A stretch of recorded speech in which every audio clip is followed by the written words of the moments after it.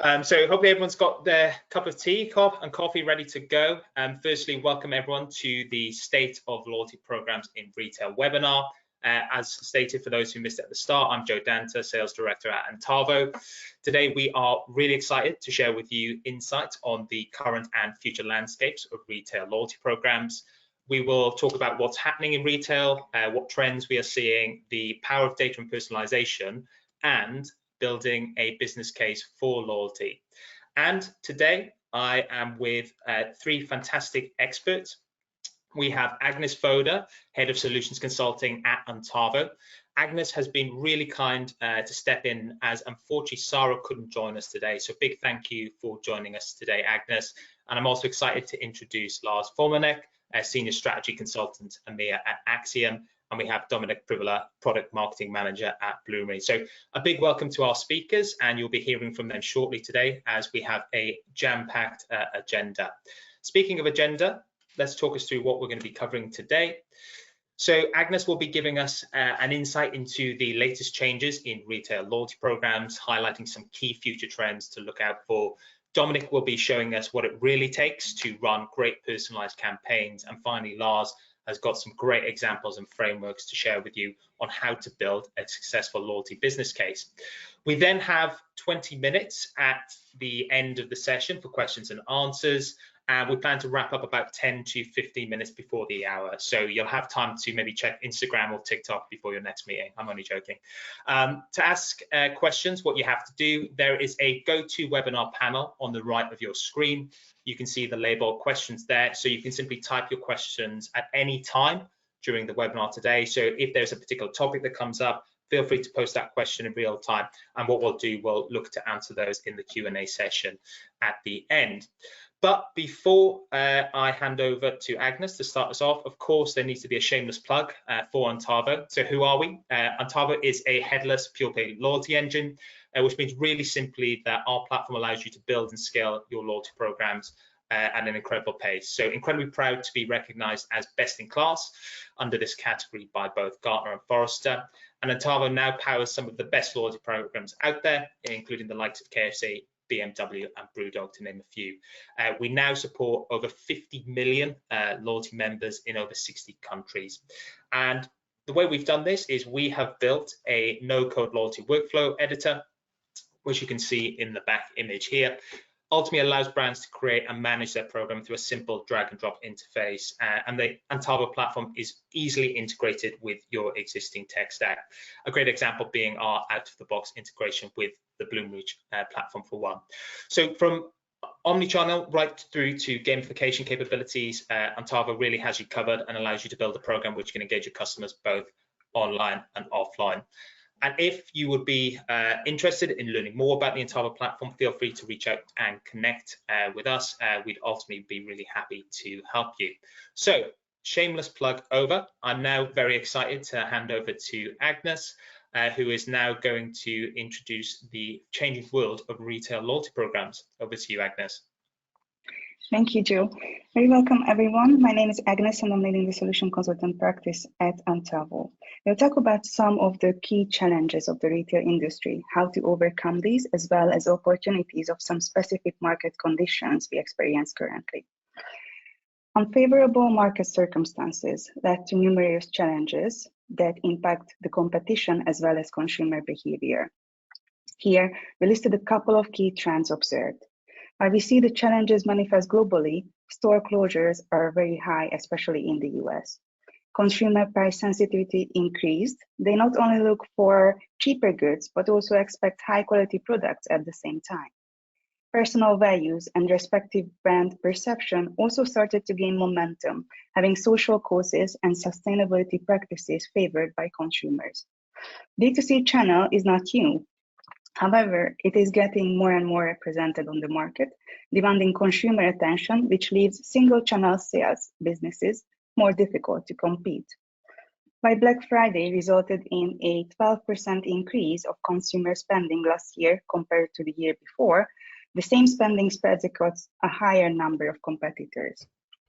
To get a good share of the holiday season's revenues, retailers can implement proactive measures to maximize their profit over the peak periods. For those retail businesses that would like to leverage opportunities in light of these market conditions we just looked at, I have some good news because up next we will look at some more tangible examples to do so. For most of us here, all the buzzwords like omnichannel, personalization, loyalty programs are likely to sound very familiar by now. You might already have some sophisticated capabilities in place to cover some aspects of these. Here, however, the emphasis is not on the basics, but the extent to which these are executed upon to keep your business in the running in the face of increased competition. So let's quickly examine this list, starting from the bottom, how an engaging loyalty program looks like today. So we'll look at Gartner and Gartner statistics. One of the leading research service providers predicts that 1/3 of businesses that do not have a loyalty program today will launch one within the next 5 years. Some of these programs are likely to be already in development. The new programs put pressure on brands to double down not only on acquisition, but retention and loyalty also. Even though there is no time to prepare a loyalty program from scratch for this year's Black Friday, it is now time, however, to start planning if you would like to get the benefits and uplift that a well-designed, efficient loyalty program can bring to your business this time next year. The next insight is from the 2023 Global Loyalty Report of Antavo. We interviewed hundreds of experts who have some sort of loyalty program in place. 89% of them trust that the loyalty program will bring a positive impact to their business in one way or the other. Now, before we revealing the next statistics, let's do a quick poll to understand how does your business look at loyalty programs? Are they being a cost or revenue center? Joe, back to you. Brilliant, thanks Agnes. So we're just gonna launch a quick poll to get your thoughts on the following topic. And you should see the poll now launching. So the question is, how did your company look at reward programs? So please select one as a revenue center or as a cost center. So while answers are coming in, I just wanted to build on one of the data points that Agnes shared on the fact that many companies are now trusting loyalty programs to help them overcome the inflation crisis. And it's clear why. We also found based on our own research from the company survey that around 45% of sales are generated through loyalty program members. And on average, they show about 6 times lifetime spend value compared to non-members. So let's close the poll and share the results. So sharing now. So really interesting to see that actually, based on the research or based on the answers today, we're seeing that programs are being seen as a revenue center, which is really great to hear, not as a cost center. I think the general trend is that because it comes directly from marketing budget, the initial returns on loyalty programs are not seen maybe within the first year or so. But it's great to hear that in the audience that it's definitely being seen as a revenue center for your teams as well. So moving on to the next topic, I'd like to hand over back to Agnes. Thank you, Joe. So now we can look at the next slide to see our actual results, because we actually ran a research on this topic and found that 80% of the businesses measure the ROI of their loyalty program, and 80% out of those who measure the ROI claim that the measured ROI is positive. So very much aligned with what we've seen on the poll. So loyalty programs generate almost 5 times the revenue compared to the cost of the program for these cases. This 4.9 times multiplier is the evidence for loyalty programs being not only a cost center, but a revenue center also if done properly. Now let us look at some of these modern next generation loyalty programs mechanics. How do they work? Some common characteristics are listed here, things like digital loyalty cards and mobile wallet to connect the offline and online journey and provide a seamless customer experience. Providing the staff in store with additional insights to personalize the overall shopping experience is another trend. You can also increase footfall in-store by launching in-store treasure hunts. There is reward lifestyle engagement, where we can think of whether there is a better way of engaging with anyone really than taking part in an activity they enjoy doing. Smart devices like activity trackers can positively impact brand loyalty through shared interest. All of these aspects share some common characteristics, like being innovative, unique, and modern in their concept, and connect with the loyalty members on a deeper level compared to traditional earn and burn loyalty schemes. While this may all sound somewhat conceptual, now let us look at some real-life examples of outstanding loyalty programs from the case studies of Antavo. First up, an award-winning program from KFC UK. Taking the gamified engagement to the next level, KFC introduced the Rewards Arcade program. With a staggering 40% reward redemption rate, 53% increase in their app downloads, and 70% referral rate, this program is a clear success. Another great example is BrewDog. With a craft beer business, BrewDog incentivizes their customers to reduce their carbon footprint by providing outstanding quality and loyalty program that is based on virtual badges instead of points. The program is powered by both Antavo and Bloomreach, having a 136% increase in click-through rate for loyalty-related email communication, a highly engaging program. Last but not least, we have another very distinctive program by Ripcur that rewards lifestyle engagement. Specializing in design, manufacture, and retail of sportswear, Ripcur engages with their customers not only when shopping, but also through their shared interest, surfing. Loyalty members get rewarded when they engage in their hobby, and they can spend their rewards with Ripcur. Out of the overall transactions, 20% of weekly sales are made by loyalty members. All these programs look very impressive from the outside, but you may wonder what is going on under the hood. How much effort would it take to have something like this ready for next year's Black Friday? On that note, let us talk about personalization that powers modern loyalty programs. Brilliant, thanks. Thank you for that, Agnes. And just to build on that point, rewarding lifestyle engagement is one that I'm definitely seeing come up a lot more in conversations with my customers, so great to see it's reflected in the research as well. Before we jump to our next section on personalized campaigns, let's get a feel for the room with a quick poll. So now launching, if you can provide your vote. So what role do personalized campaigns play in your marketing strategy? None or minimal, actively included, or a big strategic role? I actually read a report from Accenture just the other week that found about 91% of consumers are more likely to shop with a brand that recognizes them and provide relevant offers and recommendations, which I found incredibly staggering. And I think another report from McKinsey found that around 10% of sales are increased through personalized marketing. So there's definitely a lot of brands looking at this as a hot topic at the moment. So we've got the results that are in. I'm just going to share those for everyone to see now. So really interesting. Obviously, we're seeing that a lot of you have personalized campaigns actively included, but what's really interesting there is becoming a very big strategic role as a lot of businesses realize the opportunity that there is to develop this element. And actually, it brings me really nicely to our next segment, because ultimately personalized campaigns are playing a huge part in your marketing strategy. But I guess the question is, what does good look like? So I'd really like to hand over to Dominik now, who is going to take us through what it takes to run a successful personalized campaign. So over to you, Dominik. Thank you, Joe. Hello, everyone. I'm Dominik. I'm product marketing manager at Bloomreach. Bloomreach is a platform that personalizes the e-commerce experience. With real-time data and AI, it connects every customer with what they want to see. I have spent multiple years delivering omnichannel marketing projects, working on driving revenue growth, increasing customer lifetime value, and more.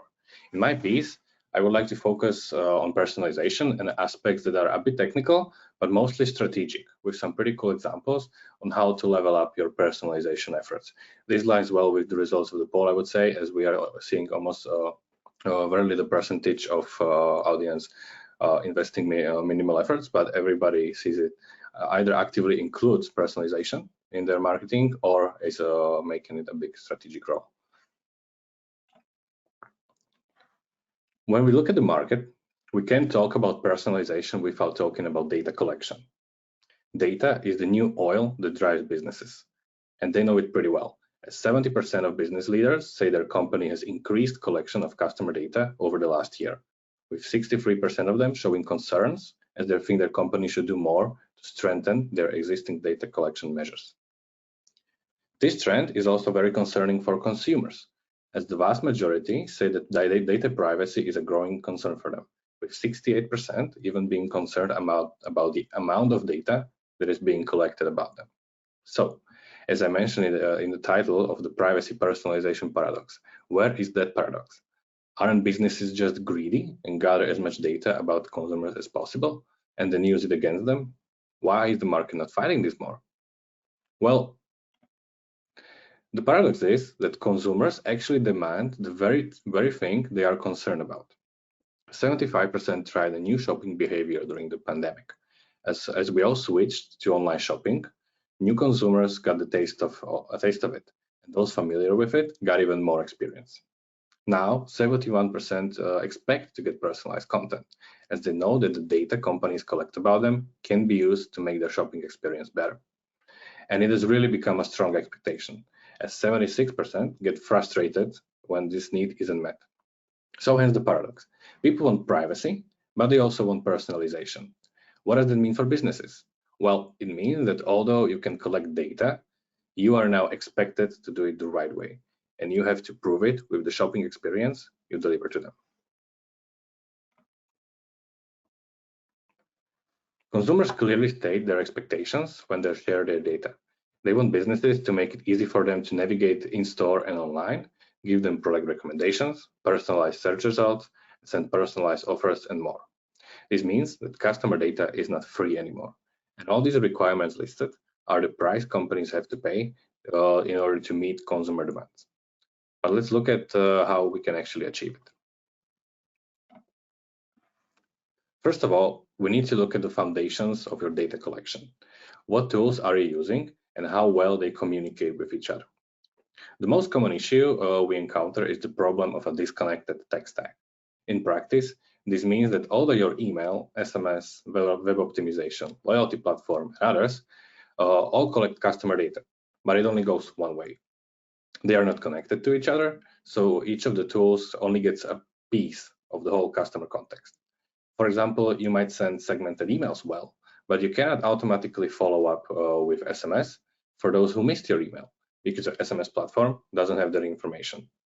Or you are looking to optimize your ad audiences by excluding those who are actively opening emails, thus saving ad costs.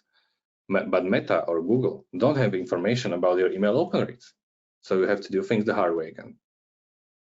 And how to solve this? Well, a more powerful setup is when you actually use a solution that collects all the important customer and product data into one place. Then you are able to create a single customer view with a 360-degree picture, collecting first and zero-party data. Then, after analyzing everything from one place, you can work on activation on all your channels, while you can be confident of high quality of your data that take purchase history, browsing behavior, content engagement, and much more into consideration. On top of it, you can use these data for AI-based activation, making your product recommendations, predictions, and others work better than ever before. So this is what marketing without limits truly means. And to look at some examples that we prepared for you as of a way to how to level up your personalization efforts. As a first, I would like to mention one that I personally love to use, and I have actually subscribed to this when we were expecting a baby with my wife last year. It's a great example of how getting to know your customers on a more personal level gives you basically unlimited opportunities. Our customer baby vaults realized this and started asking expectant mothers for their due date and other personal information. This provided them with powerful zero-party data they could use to personalize so much content. Just the due date alone allowed them to create tailor-made communication across the whole pregnancy. It proved successful, as those personalized emails achieved more than 50% open rates and great conversion rates as well. And moving forward, this personal approach can go a long way, as they can now build long-lasting relationship with customers, doing regular check-ins and getting more data that can help them identify, for example, baby gender along the way, to personalize the content even after the pregnancy, to help provide for newborns and toddlers as well. But it doesn't have to be only about personal topics such as childbirth. Even basic grocery shopping can provide many opportunities to personalize. Just as Terno found out when they launched their new empty fridge scenario. In order to drive repeat purchases and increase customer loyalty, they have taken a detailed look at what items their customers are purchasing, focusing specifically on those that need regular restocking. Combined with customer data about purchase frequency, they were able to create personalized offers for the right products and at the right time. They also provided a shopping list of products purchased in the past and similar products to discover along it. Truly a masterclass in personalized grocery shopping that brought them 27% increase in conversion rate in their weekly campaigns.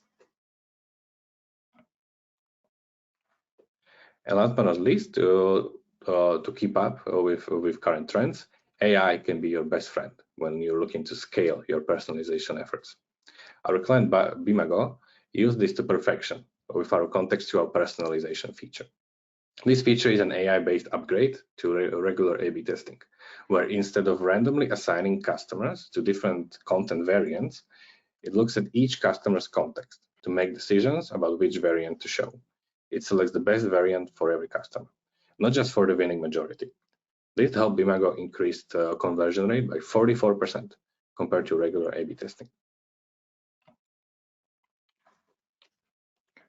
But if it all looks like hard work, don't you worry, it pays off, as Agnes mentioned as well, because based on Antavo's loyalty report, those who redeem personalized offers actually spend more than 4 times more every year than non-loyalty members.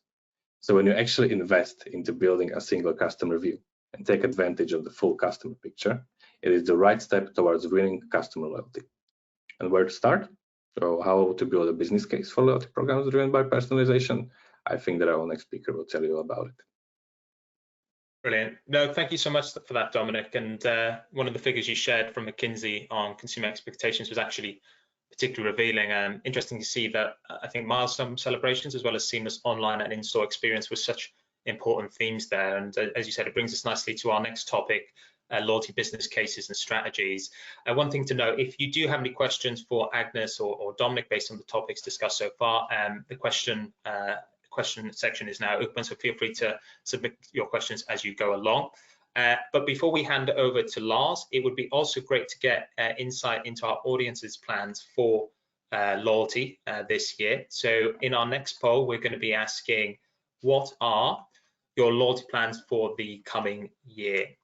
So while the answers are coming in, I wanted to share some insight actually based on the global loyalty report that Dominik and Agnes have mentioned. So we actually found that around 68% of companies plan to increase their investments in customer retention compared to only 6.3% of respondents who reported that they'll be focusing on acquisition. So key indicators within the data already that customer retention is going to be a huge focus right now, but it'd be great to see what the panel results look like. So I'm going to close the poll now and then share the results with you. And as expected, retention and reactivation is a huge focus area for a lot of businesses right now. The key question, I suppose, is what is the best strategy for improving retention and reactivation? So without further ado, I'm really excited to hand over to Lars, who will now talk us through what it takes to build a winning loyalty program. So over to you, Lars. Thanks, Joe. I'm very happy to be on this panel and a very interesting result from the poll, which now in the following topic actually will open some new perspective on that. So before I start, let me give you a quick introduction to Acxiom. Acxiom is a consulting on loyalty strategies and implementing loyalty solutions, along with helping you with the underlying analytics to meet your individual business objectives and integrate the solution into your existing processes and people organization. Now let's look at building a business case for a loyalty program, based on the tech innovations we heard in the context of post-pandemic times. What you want to do here is demonstrate primarily the profitability of your case based on its commercial benefits. Since there's no one size fits all, you want to position the key factors driving those commercial benefits and KPIs. And in the end, look at the financial baseline, just making sure do I have the control of the click. Yes, I do.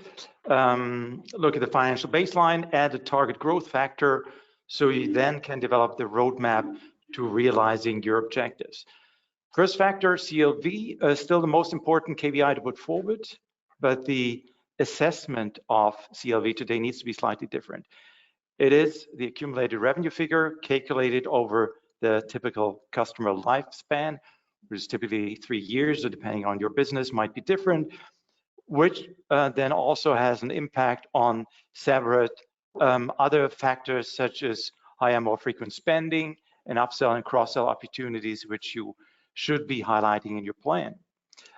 Second, acquisition objective, which did not come out quite in the poll, but we have seen that in previous presentation.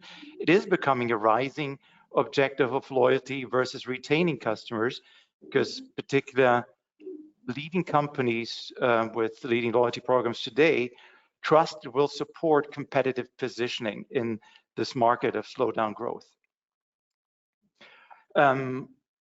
Fairly new metric is social value. That's the impact on reaching new and like-minded people when a loyalty customer engages with your brand on their social media channels, because social value is brand value, a very important KPI for C-level leadership. The value of personalization, if you decide to go with the technology to deliver that, that will impact obviously revenue overall and impact NPS. Last factor, cost efficiencies, and which will add to the sum of benefits, saving cost of acquisition. We all know that retaining customers is much less expensive than acquiring new customers, and the efficiencies you're reaching with the partner discounts and rewards, for example. Ultimately, define that baseline where you stand today with your customer lifetime value, and then show the incremental value. You can do that by looking at your loyalty customer base and taking an average CLV, or you start from your general customer base and then add a target growth rate, which you want to reach in those 2 to 3 years time of full maturity, again, based on where your company stands today in terms of readiness and past loyalty programs, and then add this growth factor of 12 to 18%, which is more on the conservative side. If you're sort of looking at reaching to be a loyalty champion with technology of personalization, you might be looking at 20 to 25% increase. The loyalty proposition is like the value proposition for your loyalty program. It could be joined as part 2 of your proposal to the board. What are the main components? Brand values and benefits offered to your clients. Although loyalty today is still a lot about tiers and points, that is changing as an effect of the pandemic. Customers today, particularly younger generations, are looking for more purpose-driven brands, we have heard that, and whose brand values they actually can align with authentically themselves. So you might ask yourself in your company, how are you helping your customers, not only with the purchase, but in everyday life? There are examples like living a healthy lifestyle, supporting sustainability, convenience, and more. Important because these values will be the key for you to engaging your clients continuously and in between the buying cycle. How do you get there? You want to start with a customer audit, get a deeper understanding of your customers, analyze the existing base, not only from transactional profiles, but also further demographics, preferences, behavior. You might want to get a support from an agency to find out and dig deeper. Look at hidden potentials in your own customer base, for example, high spending customers who are not loyalized yet, or segments of the wider market taken from competitive benchmarks. Let's talk benefit structure on right. It needs to be more dynamic, personalized, and tailored to your segments. Program with rigid tiers, as we still know them, almost like 2 class systems, give the impression of being hard to achieve. That's viewed as a thing of the past. Instead, fun goals and next levels, and that small incremental number of points to be reached, that creates fun, that creates a value and a push for continued engagements. Type of incentives that resonate, such as one-of-a-kind experiences, They have been around for some time, but most recently, customer service features are becoming an increasing differentiator in a digital world, as a recent study of Forrester, for example, shows. So keep innovating, surprising, and delight, a very important factor. A lot of features resonate with Gen Z also, which leads me to the focused lens on this market. Capturing Gen Z for many companies, particularly traditional ones, is an aspirational mission. And for most, very hard to develop a clear strategy on and make that compatible in their overall line of marketing transformation with their other established customer segments. So some important aspects to look at: digital first, anywhere, anytime. Why? Because this is the first generation grown up as 100% digital natives. The relevant loyalty programs need to be digitally available and mobile first to use and engage with anytime. Naturally, they expect truly personalized offers and communications. I'm saying truly because without any compromise, if that fails, they'll be dropping. And however, Gen Z understands that relevant personalization is dependent on a wealth of data. So actually, that is an opportunity for becoming early adopters. And they're willing to share the data in exchange of relevant messaging and other values that come with that, for example, tailored benefits. Here I'm showing a recent survey, an analysis of Gen Z, and a US conducted survey on behalf of Acxiom. If you're interested, ping me. I'm happy to send that to you. So Gen Z will rather go for incentives such as instant access, free delivery, early access, limited edition products. When it comes to understanding of loyalty, it's a little ambiguous. On the one hand, they tend to roll actually to less loyalty programs than previous generations, but on the other hand, they are very loyal for the brands that choose to connect with. And because of their mentioned value alignment, particularly supporting their lifestyle of health and convenience that it shows here, because we see a majority, actually 70% of Gen Z is ready to join even paid loyalty programs. There are very nice examples. Antavo works with Sweet Greens, a US-based restaurant chain. There's Sephora, the beauty insider, so a couple of those which highlight that. The reason is obvious, because this generation is financially much more impacted than previous generations at their age due to the recession and the inflation when coming out of school and university. Last slide I have for you is on omnichannel. Sorry. That's another key to cracking Gen Z, but also increasingly important for other generations post-pandemic. That means being able to reach and serve your customers not only on one, but on various channels based on today's mobile lifestyle and the use of several devices, anywhere, anytime.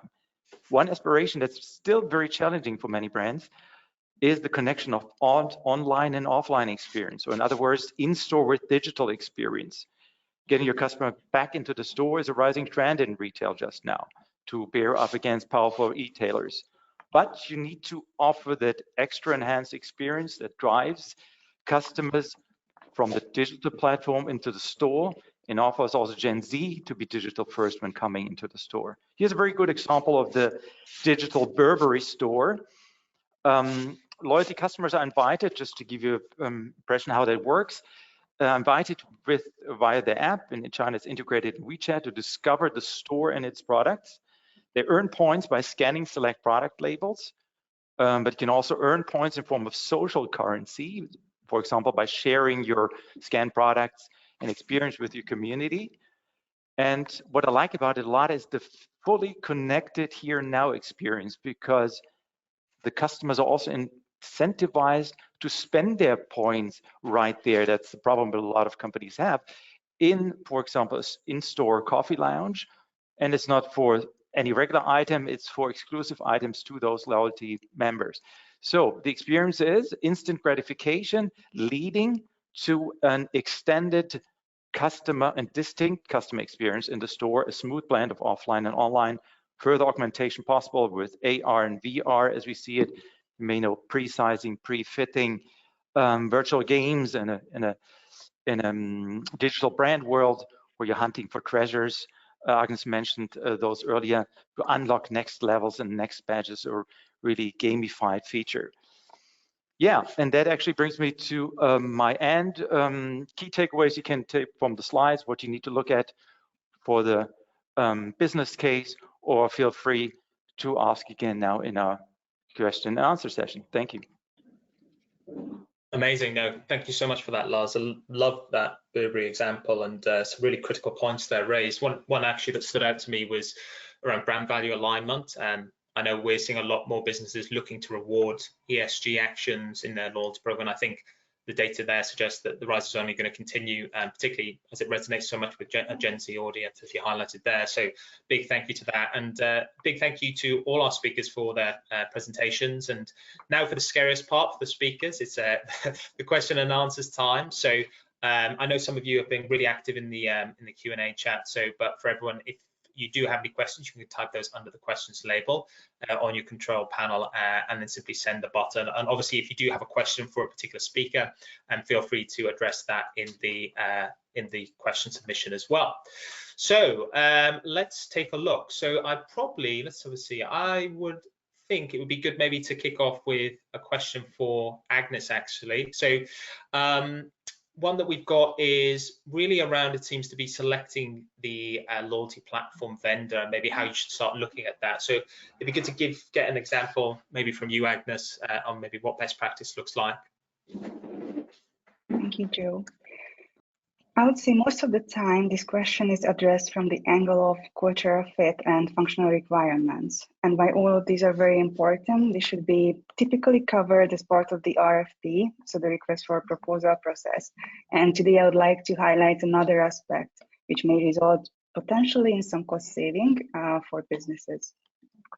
So having a modern loyalty platform like Antavo provides the opportunity to build a modern ecosystem of having pure play vendors extending your core system. Headless platforms also provide the benefit of flexibility when it comes to channels, because you don't have to work in silos anymore. For example, you won't end up having multiple email templates in different systems. This way maintenance becomes so much easier, and creating campaigns also. And as your ecosystem grows over time, it requires digital transformation projects to take place every now and then. And it's easier to replace and upgrade old components of your system and keep what's working well if pure play vendor systems are in place. This way, the technology components can be updated more dynamically, as opposed to having custom integration components with systems that are supposed to fill, not one, but maybe multiple functionalities. I like this analogy of, if you remember when these 2-in-1 shampoos came in, I think a decade ago, people were all over it. And then, arguably, I would say it's probably rare that a product can do two very distinct things very well. So it's the same with pure play vendors. This is where the pure play systems come with an advantage of maintaining a single focus, and you can stand out from the competition. So to summarize, I would just say that it's important to select a vendor that fits very well with not only the culture of your business, but also your organizational structure, and have the ability to support you in the long term. Brilliant, brilliant answer. Thank you for that, Agnes, and I hope that was good for the audience as well. We've got a great question as well, maybe one for Lars, actually. So how do you build a loyalty program for a premium D2C digital brand with no promotions? Obviously, you shared the Burberry example. It'd be good to get your perspective on that. So just to repeat, it's how do you build a loyalty program for a premium D2C digital brand with no promotions?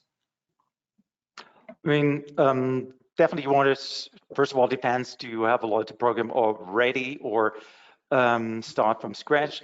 You want to start by looking at the potentials and the pain points and low-hanging fruits in your own customer base, and get a further, deeper understanding of your customer base as you had. We had this point of customer audit, very important. You want to see those high-value customers. What do they look like right now? Do you already have a high spanning in which you want to expand? How large is that segment? and look at also the pain points in activating those customers.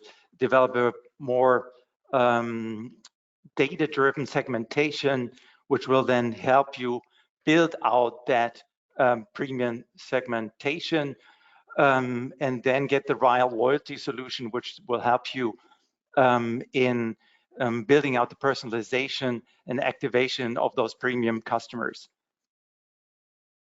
No, amazing. Thank you for that, Lars. And yeah, some really good examples there that you talked about. And I think it is all within the context with that particular brand.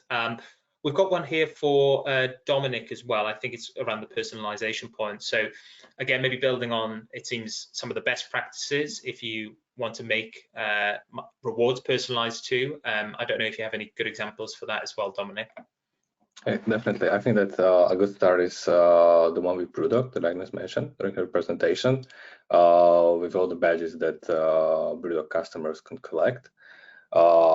I might say I myself am a big gamer, and I always, when I talk about personalization in marketing and gamification of loyalty programs specifically, I always like to look at the role-playing games and how well they are structured and how much we can learn from them as marketers, because they contain exactly what we need, right? There's a pure character progression.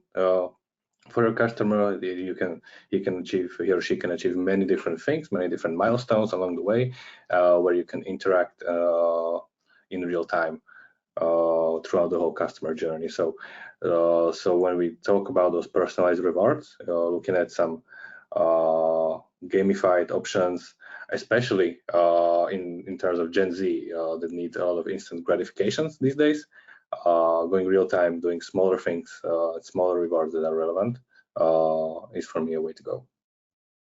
Really interesting. And the gaming industry is an interesting one as well, because we're seeing a lot of crossover in terms of taking ideas from that space. So it's really nice that you noted that. And then just one other question I think would be good for Agnes as well.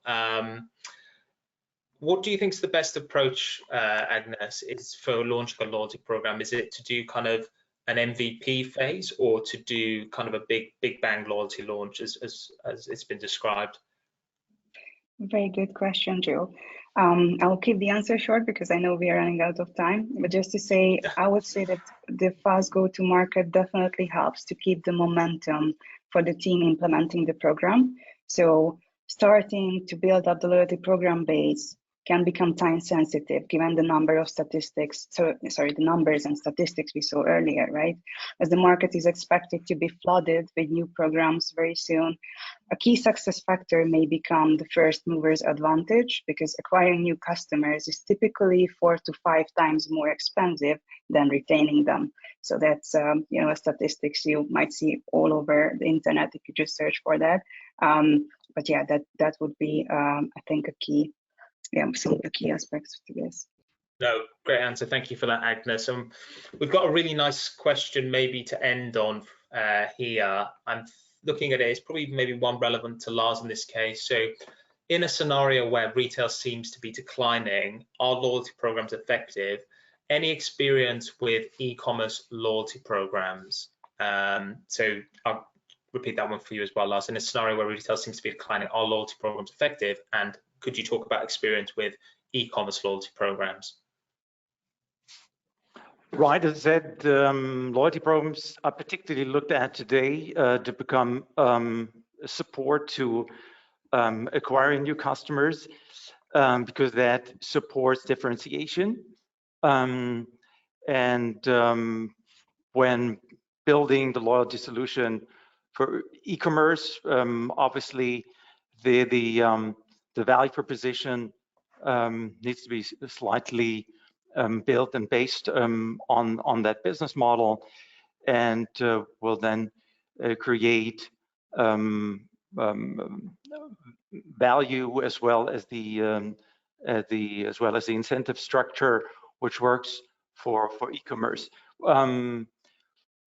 I think Agnes, you gave some examples already of some of your clients which are very well established and have built out a great success on the e-commerce space.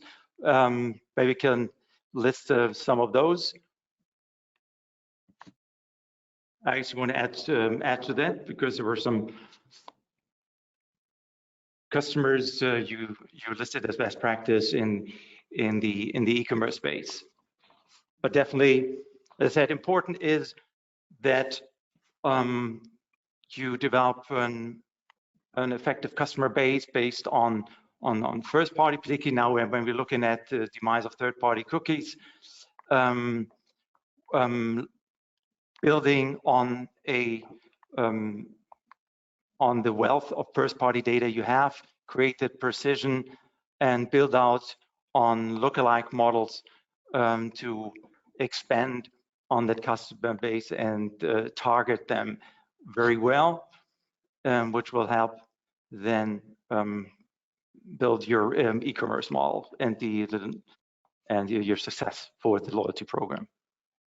I totally agree. Sorry for jumping in, just to say that yes, absolutely, there are so many opportunities to gather customer data directly from the customers, and I really liked all the numbers and predictions that Lars you put it out there, just to say how Gen Z is now willing to share the data with us. So I think that's fantastic, and you can think about so many functionalities, and I'm not gonna just start listing all that we have in Antavo, but yeah, there is a lot of opportunities for sure.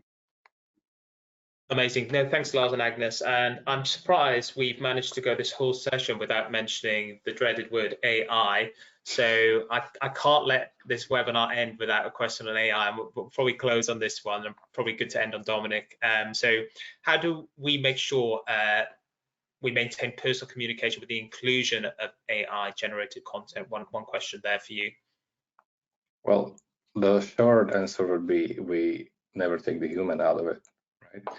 What I mean by this is that even the best copywriter in the world will never write a newsletter that will be personal if you send the same message to 100,000 people, right?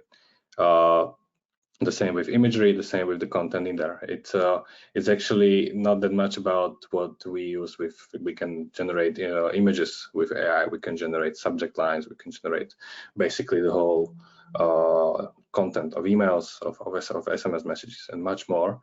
But the actual thinking behind it, going to the customer, going to take a look at the customer context and the data about the customer, to meet him at where he is, right, and send the right message at the right time.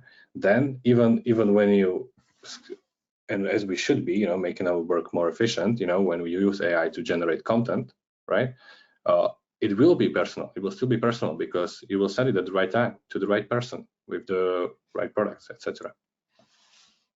So brilliant answer, Dominik, and yeah, I think a good one to end on our side. So I think that's it for everyone today. I just firstly want to say, before we bring things to a close, thank you to our fantastic speakers, Agnes, Lars, and Dominik, but most importantly to our brilliant audience with some fantastic questions today.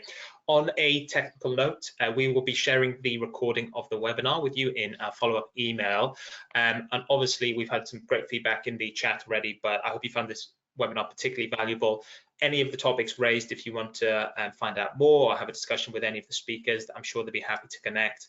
And we really look forward to seeing you at our next event. And that's it for me. And we just want to say have a great day, everyone. And thank you so much for joining us. Thanks, everyone.